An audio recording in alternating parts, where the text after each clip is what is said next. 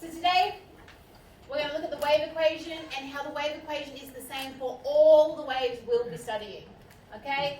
Sound, Doppler effect, the different forms of wave energy, and the electromagnetic spectrum. We're really touching on this because we're going to come back to it a lot more in a few weeks' time. Very, very quickly. Vocabulary game. I'd love you to go into Moodle, but I don't think we've got time. It took a little bit too long before. I'm going to yell out the word, and I want you to tell the person next to you what it means. Okay, so we need to get used to using this language. So, find yourself a person next to you and tell them what is frequency. Tell the person next to you. Talk. Frequency. What's frequency? Actually, go talk to each other. Sawn and Carrie, you actually have to use your mouths and words. Carrie, Sawn. Okay, this is roll. Going downhill here. Oh. Okay, very trendy haircut. Okay, there you go. Okay. When you say thank you, Sarah. Okay, speed. What is speed? What's speed? What does speed mean? What's speed? Speed.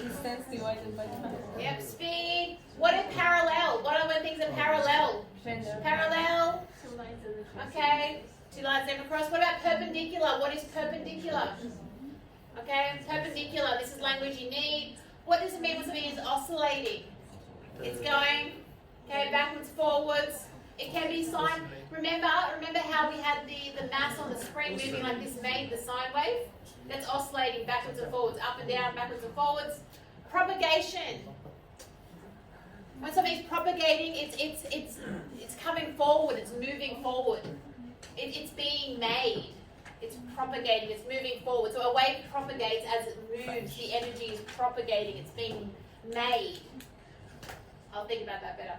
Pulse. When pulse is when something, you've got a pulse here, it can generally be like a bang. So if I go beep, it's a pulse of a sound wave. Or I can pulse, I can flick something and pulse it. A diaphragm, you have a diaphragm in your lungs, part of your lungs is your diaphragm. On a speaker, a diaphragm moves backwards and forwards and produces sound waves. That's a diaphragm in a speaker. Energy, what is energy? What about an observer? What's an observer? Vibrates. Electromagnetic wave, electromagnetic spectrum. What's intensity? What's a radar? What's a beam? Amplitude, pressure, wavefront, compression, medium. All terms that we need to know. So do you know them? Hands up who's already studied waves before previously. Who knows a bit? No. And you don't know anything about waves. Nobody knows nothing. Some things? Okay. So wave motion is the transferring of energy. And we are only focusing on transverse waves and longitudinal or compression waves. In Australia, we use longitudinal and compression interchangeably. So we will use both these terms and they mean the same thing. Okay? We're not doing radial waves or surface waves in any type of earthquake or anything. We're only doing these two types of waves.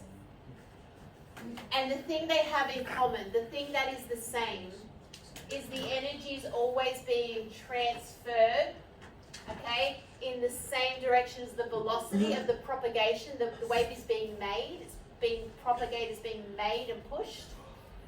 And the velocity is always in the direction of the energy transfer, always in the direction of the energy transfer. But in terms of the particle motion, in a transverse wave, it is perpendicular. So it's moving up and down, whereas compression is parallel, it's moving side to side. Okay, so transverse waves, if you were in a boat, the next picture's good. If you're a bird, a seagull just sitting, bobbing on the ocean waves, you're just going to move up and down, but the wave is going to be moving sort of, perpendicular to you. So this is the idea that in this type of diagram here, it's showing you components, but it's not giving you any time information. Okay, so we're going to talk a bit more on the next slide. So here, the wave is, you are moving up and down in this transverse wave. So up to the crest, down to the trough, back upwards and forwards, as the actual wave itself is moving in this direction perpendicular. Now, we've already gone through, when we did simple harmonic motion, the idea that waves have a frequency. Okay, so how many of them occur per second. And then that's equal to the inverse of the period, and the period is just how much time it is for one wavelength to occur. So the interesting thing with this is that we've kind of done these ideas before, but all waves, regardless what type of wave, always follow this same relationship. So the velocity of the wave is always equal to the frequency, okay? So how many of them there is per cycle, or per second in general, multiplied by the size of them. So this is always the same. And this week is going to be an easier week because we're literally mathematically just coming back to this. It's all the same. So here, the period of an oscillating wave source at the end of the spring is 0.25 seconds. So here, my time for one wavelength, because that's the period, calculate the speed of the wave along the spring. If its observed wavelength is 0.5 meters, it's just a substitute. How many meters per second? Okay, so in general, we are going to be talking a lot about these types of waves, where we have an x component distance, a y component distance. In mathematics, and what we've already done with simple harmonic motion, was when we looked at this as like a sine wave. And we looked at it as a function of time. And Chris is like, oh, we need to add this to physics because you're going to be studying this in mathematics. So, whereas we are going to be focusing a lot more on the idea of the x component distance, so that distance that the wave has travelled, in mathematics you're going to be looking more at the time, how the wave is moving per unit time, as a function of time. So there is differences. So we do need to point out that they both tell us information about the wave, right? They both have the same y-axis, we both tell us the same amplitude, but this one is telling us how the x displacement is happening compared to the y displacement, whereas this one is telling us the time, so how the y displacement is changing over time. So there's that differences, but both give us information. Okay, and I'm not going to go here, this is when we go into the, I remember like the 2 pi sine bracket xt. I don't know if you guys remember the formula from last time, but we're not going to do that this time, okay? It's just something to think about. What we are going to focus in on is knowing that the amplitude is just that y displacement. So here's my equilibrium line, so it's my y displacement. The larger the amplitude, the more energy the wave has, but that's as much as we're going to go into it. We just don't have time. At university, you'll go into that a lot more, the idea that the energy is moving, but this indicates the size of the energy. Okay, but then the energy could also have to do with the frequency, but we're just going to focus on amplitude, y displacement, crest, just vocabulary. Crest is the top, trough is the bottom. You need to know these terminologies, okay? But then more importantly is thinking about, if you're given a graph like this, what does the information mean and what does it tell us? Okay, so this is the same wave, right? Just at different time intervals. So the dotted dash tells us, well, where the wave is on the x-axis at time 0, tells us where the wave is at time 3, tells us a distance that it's travelled in that time. It tells us the wavelength. Well, we wouldn't need that there, would we, to know what the wavelength is? It's just always crest to crest or trough to trough. Okay? So it just tells us information. So the first thing is, for my genius idea I thought anyway, was I'm going to give you this. Can you guys have a bit of an idea, a bit of a think about the questions? I think I did the frequency with the wrong unit, so just forgive my, it should be inverse seconds. Okay. Yes. How do we go? So do we have 10 minutes of focusing left? Okay, sound waves. The most important thing I want to focus on with sound waves is that the energy is carried out, and the energy is perpendicular to the wave fronts. So as the energy travels out of the waves, the propagated waves, so the generating waves, the radial lines, the lines of energy are perpendicular to, because it's like we're looking at the wave from a different direction now. It's like we're looking on top of the wave. So we're seeing this. So from the side, our waves would look a little bit like, you'd have periods of compression and then periods of rarefaction where they're less spread. Periods of compression. This would be what we see in our longitudinal wave. But this is what, if we looked at our wave fronts from the top, it's you're seeing these are the periods of compression and they're the periods of rarefaction. And this is how the sound spreads out. And the energy is traveling along that direction, because here, in this, it's meant to be more compressed, it's traveling in that direction. Okay? So they're the same. It's the same thing. The speed of sound in air is approximately 340. Two significant figures. 343 is 3 significant. You'll be given the value. Now, the speed of sound changes depending on the medium, because the closer the particles are together, because remember they're transferring energy like conduction. It's like transferring the energy between the particles. So in a gas, the particles are much further away for it to transfer the energy. Liquid, they're closer to each other. Solid, they're really close. So that's the idea of train lines, is that if you put your ear down on, don't do this, it's a very bad idea. But you know, the whole idea of a train track, if you put your ear on the steel train, don't do that though, on the steel train track, you could hear the train from kilometres and kilometres away, because it's going to be travelling so much faster compared to what it's going to be doing in the air. It's travelling, you know, but don't do that. That's dangerous to have your head on a train line. Don't. But that's the idea, that it travels much faster in sound because of the particles being closer together. Doppler effect. Okay? Now, we are not doing the Doppler effect from a mathematical perspective, but the Doppler effect just looks at how sound is traveling and how, depending on if the source of the sound is moving, okay, the way we observe the frequency of the sound will be different. Okay, and this happens for light as well. That's the whole concept, that the universe is expanding, is redshift of the stars.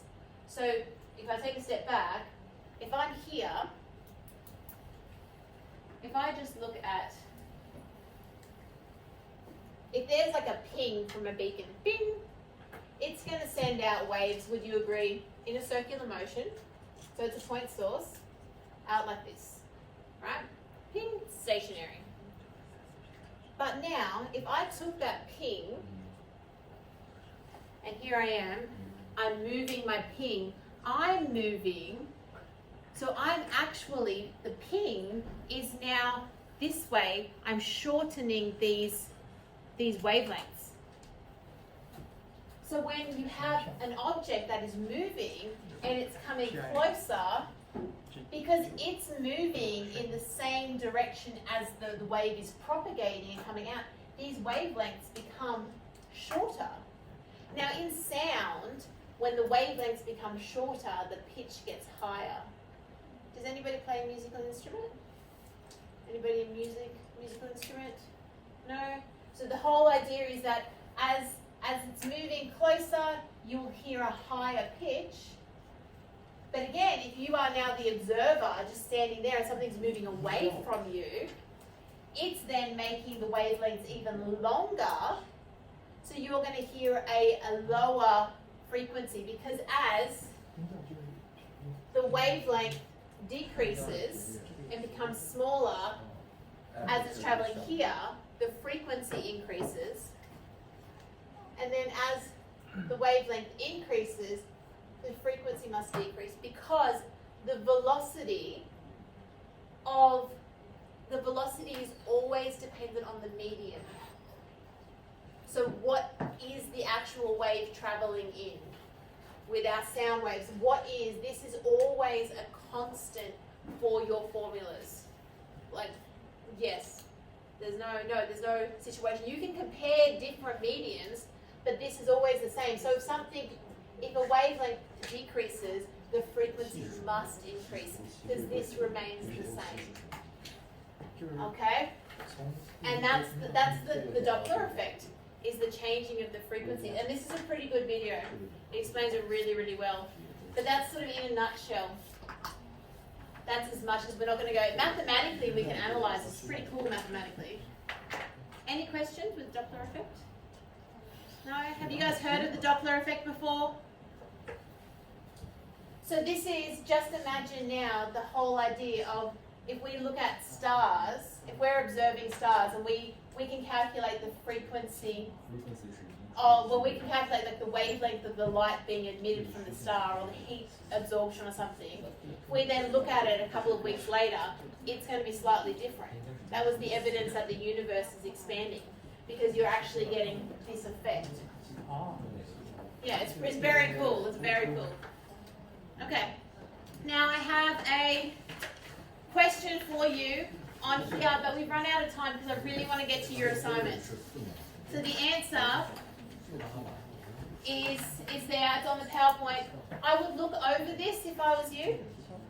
Okay, so the idea that, okay, what's happening when a buzzer is being thrown through the air? What's happening with the sound, what you hear? Okay, it's on the PowerPoint. A good answer that you need to go through.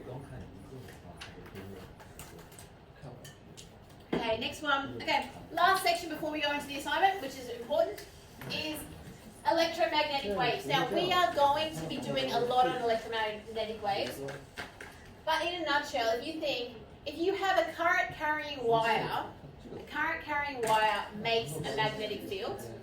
Yep, everybody remember kind of? So a current carrying wire, like this. Do you have a current? So I have a current, and I put this through here. I'm going to generate a magnetic field. When I have my magnetic field, okay, I am actually going to end up causing, from this I also have my electrical field, because I have a difference in potential. So when I have a combination and I oscillate my electrical field with my magnetic field, I can end up, and this is as much detail as we're going to go into. The video, I've got a really good link if you want a video to know more, but it's not going to be covered in the course. When you oscillate it correctly, you actually end up having a magnetic field that oscillates, so is moving, perpendicular to an electric field. And when those two things happen together, you generate an electromagnetic wave. And an electromagnetic wave is how light energy, infrared, and radio waves are all generated. So we know about microwaves, they heat up our food, okay? Because the microwave is an electromagnetic wave that comes in and hits the water particles in your food and makes it vibrate faster, which heats up the food. So we know about radio TV waves because we receive them, like on our television. We know about, I think Wi-Fi is kind of, is Wi-Fi? I don't really know. Wi-Fi's in there somewhere, but that's the issue with 5G, is that the frequency, as the frequency increases, the ability to penetrate everything increases. So with frequency is that penetrating power. And so the 5G phones, they're worried that it's going to end up causing, because this is all what we call radiation. So as you increase the frequency, the ability for it to go through you increases.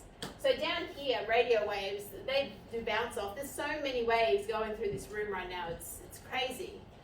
But it's really up until we get to ultraviolet, we step out into the sun, do we have a wave, an electromagnetic wave that can actually start to interfere with us at a cellular level, right? So that's, all this stuff is safe. Okay, what do you think anyway? Okay, so light, visible light sits in here, but they're all just waves, which means they all use the wave equation, but because electromagnetic waves, they're all the same type of wave. They all travel at the speed of light, which is the speed of electromagnetic waves, which is 3 times 10 to the 8 meters per second. Which I'm sure you guys have heard that before, the speed of light. Okay, but they're all waves, all formula, the same formula, all have the same velocity. So if we had information, and I'm not going to go through this because I really want to go through the assignment more, on your Moodle quizzes, it's just going to be simple questions with a few little ones, but you know, that's all right. But we're really focusing on what's the frequencies, okay? Can we find the wavelength if we know that a radio wave always has a velocity of 3 times 10 to the 8? We extract information, substitute and solve. You know, so it's the same idea. Remembering kilo times 10 to the 3, mega times 10 to the 6, but it's just substituting values and finish. And the last comprehension question is to fill in the blanks. Okay, so I want you to think about what would the blanks be. I'll get you to fill in the blanks while I set up my experiment, and then we're going to talk about your assignment. Okay, fill in the blanks. What would the blanks be?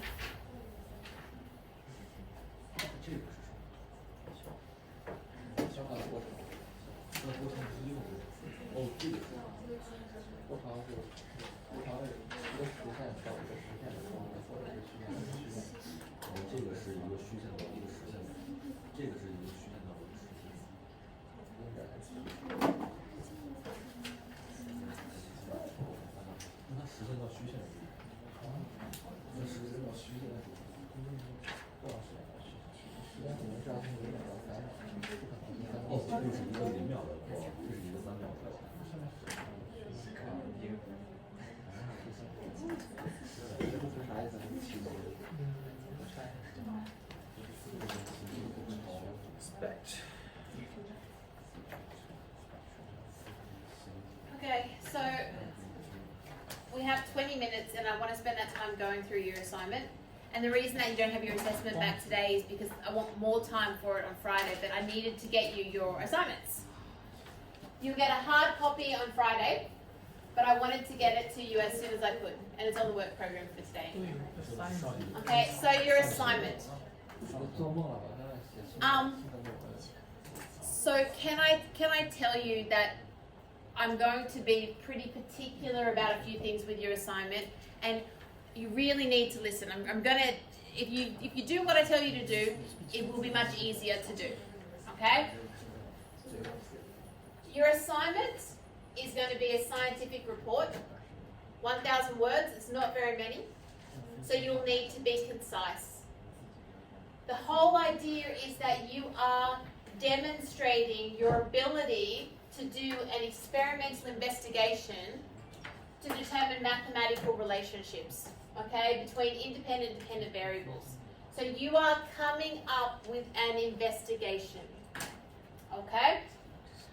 So the most important thing I want to talk to you about is we are going to go over the criteria sheet in detail on Friday, okay? But I want you to think about, one, what type of physics would you like to do an experiment on? And two, always coming back, the number one piece of advice I can give you. Always come back to, is it on the marking criteria Because if you do a whole lot of extra stuff that's not on here, I can't give you any marks for it. I'm marking to this criteria, so this is what you need to be producing. Now, the key thing on this marking criteria is the idea of a novel experiment. And that's what I'm going to try and demonstrate to you, the idea of what a novel experiment is. And on Friday, you will come, I hope everybody's listening, please, please. Zoe, please. On Friday, listen. On Friday, you will come and you will know what you are going to experiment on. And the reason I'm saying this with so much seriousness is that this is due on the 26th of August. I have done in my teaching life so many experiments like this, it's not even funny, one every single year. Trust me when I say you want to be ready and set up and getting experimental data within the second week, because if you don't, it'll get left to the last minute and it probably won't be as good otherwise.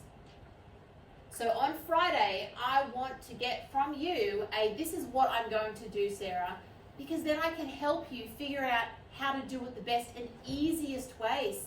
Smarter, not harder. Simple is sometimes best. Okay? So think about that, and I'm going to give you, because it comes back to worst comes to worst, it doesn't work. Could I do it with an applet?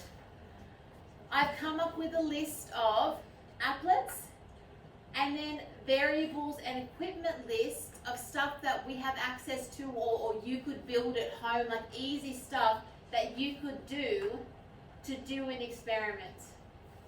Okay, so I'm going to put this on the forum and I want you to think about, like, we could do Hooke's law. We have pulleys as well, springs, like periodic motion, photoelectric effect, like these are things that could be done. Ramps, I'll show you the ramp. So what I'm going to do is get everybody to come up